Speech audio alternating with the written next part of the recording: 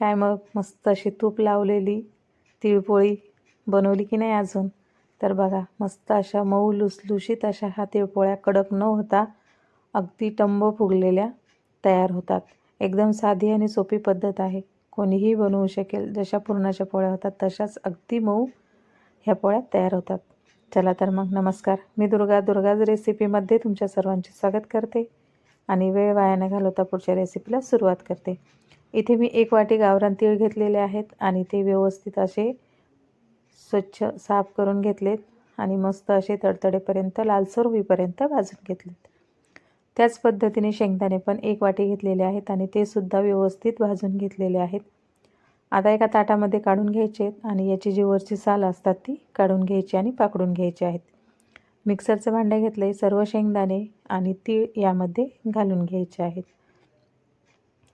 झाकण लावून नंतर याची आपण मस्त अशी बारीक मिक्सरला याची पावडर तयार करून घेऊया. तुम्ही बघू शकता अगदी व्यवस्थित ही पावडर तयार झालेली आहे. आता यामध्येच गूळ घालून घेऊयात आणि चमच्याने थोडंसं हे मिक्स करून घ्यायचं आहे, म्हणजेच वाटायला सोपं जाईल. परत झाकण लावून आपण याला थोडंसं फिरवून घेऊया, म्हणजे गूळ, शेंगदाणे आणि तीळ एकजीव होईल आणि एकसारखं हे मिश्रण आपलं तिळगुळाचं तयार होईल. बघू शकता मस्त अशी तयार झालेली आहे. थोडासा चिकटपणा पण गुळामुळे व्यवस्थित येतो.